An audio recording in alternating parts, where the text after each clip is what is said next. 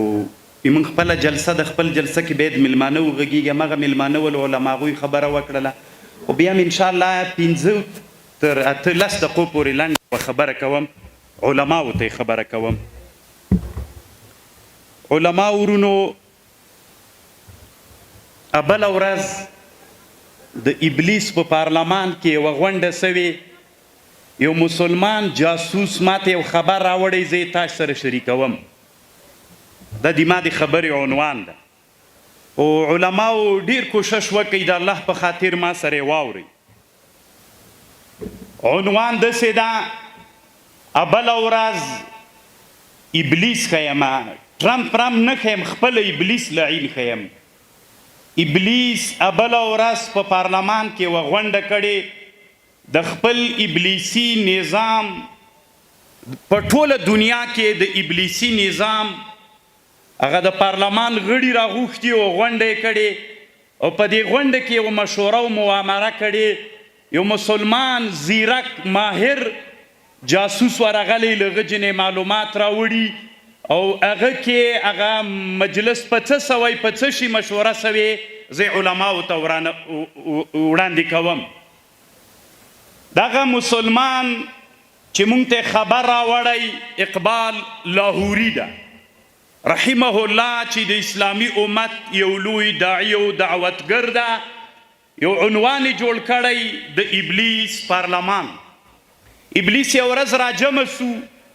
او د خپل د پارلمان غړو ته یې ویلي چې د دنیا حالات ډیر نازک دي، او د ډیرو نازکو حالاتو د وجې نه زه غواړم چې یوه غونډه وکړم، نو تاسې عاجل راجمع سئ او چې مشوره وکړو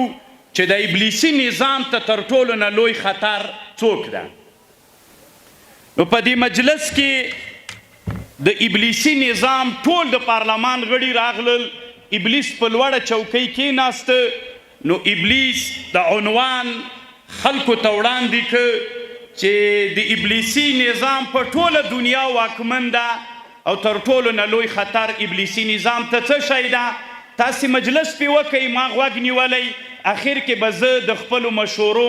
چونکې ابلیس په دنیا کې ډیره تجربه هم لري، ځکه د دنیا د آدم علیه السلام نه ژوندی ده تر اوسه، زه به غوږ ونیسم، بیا به خپله تجربه در سره شریکه کړم. تجربه هم یو ډیر لوی علم ده، بیخي ډیر لوی علم. کاشکې دې مونږ الله دې ته متوجه کړي چې د تجربې نه کار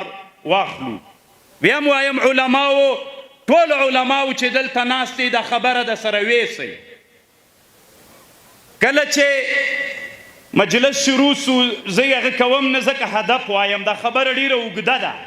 علماو په دغه خبر بیا تاسې شرح هم کولی سئ، دومره غټه خبر ده. کله چې خبر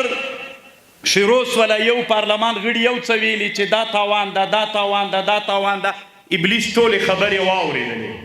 اخر خبر ابلیس چې ټولو پارلمان غړو خبرې خلاصې سولې، ابلیس ورته ویلې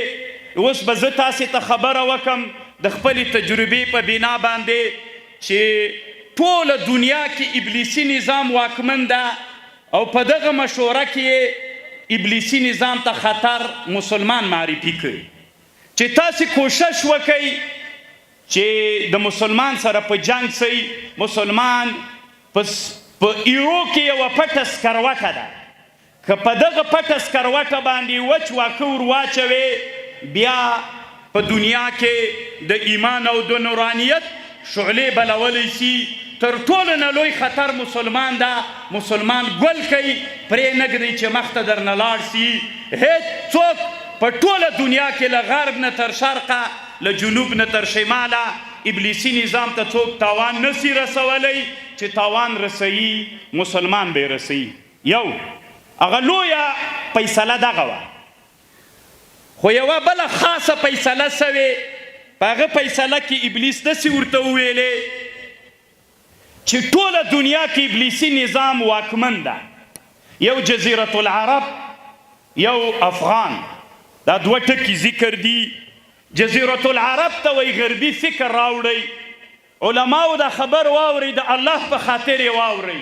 مه ویده کېږئ. علماو تنا د میبزي او د صدراو مخکې ابو فرید صاحب ډېرې ښې خبرې وکړې، حق خبرې خلکو ته د لیوني غوندې ښکاري. قسم په الله ښې خبرې وکړې. بله ورځ ته دې چې څوک په سر باندې ولي بیا د نظام وینه د کابل کوپر ته پاتې وي تر دې نه دا ښه ده چې دغسې د حق علماو خبرې واورئ افغانستان و د ویتنام نه وتلو نه وتله به پرېږدو د افغانستان د خاورې نه قهرمانو مجاهدو علماو د دې ولس مسلمانانو امریکا دې ته اړ کړه چې له دې خاورې نه وځي خو الله نن علما واکمن کړل درېیم وارم ابلیسي نظام راغی ابلیسي نظام چا پرې نه ښوده چې دا خلک یې پسې راوهڅول د موږ د مصیب بابا صاحب رحمه الله فیض محمد اخونزاده د میر شیر علي خان په زمانه کې د دې ټول جنوب مشري ده ته ورکړه چې ته خلک جهاد ته راوهڅوه فیض محمد اخونزاده تنویر المجاهدین په نامه یو کتاب په شعر کې جوړ که ټول جنوب جهاد ته راوهڅو چې هغه د مونږ په نیکونو کې یو بیخي سکني مسیان هم دلته ناست دي پاڅون مولي صاحب دوی نو هغه قهرمانان ول چې دلته یې ابلیسي نظام پرې نه ښوده ابلیس داسې ورته ویلې اخره خبر دماغ خلاصه سوله ابلیس داسې ورته ویلې چې په دې خاوره کې ابلیسي نظام نور د زور له لارې نه کیږي ځکه دلته چې ملا ژوندی وي ابلیسي نظام نسی واکمنېدی ځکه درې وار ابلیسي نظام راغی علماو قیادت وکړه خلک یې راوهڅول په شا وتمبېدل خو څه وکئ تاسې ای علماو ابلیس په پارلمان کې غونډه درته کړې د ابلیس خبره دروغ نه ده خپله خبر عملي کوي په ټول دنیا کې یوه نقطه پاتې ده چې افغان ده هغه دا ده علاجها ان یغفو العالم الدینی مولا له دې ټولنې ویده کوي پیسې ورته وړاندې کوي قدرت ورته وړاندې کوي نورو قسم شیانو باندې ویده کوي چې مولا ویده سو چې خپل ابلیسي نظام دلته راځي ما تاسې ته علماو خپل مسؤلیت ادا که او تاسې ته مې د ابلیس له پارلمان نه دغه خبر راوړله نور که الله عز وجل بیا به مانه الله پوښتنه کوي خو بیا به مې یو څه غاړه خلاصه کړي علماو چې ویده پاتې نه سئ د ابلیس مقابلې ته تنه د جامي حاشیې ته مه ورګوره نن ډېر وخت د جامي نه ده د میبزي ډېر وخت نه ده یو موږ چې واړه ولو چا به ویلې وایي دا لړم سترګې نه لري ما د سیوطي صاحب کتاب پیدا کړ وایي 200 سترګې لري ځکه چې دا مازې پرې ولګېږي سړی چې مولا باید نن 200 سترګې ولري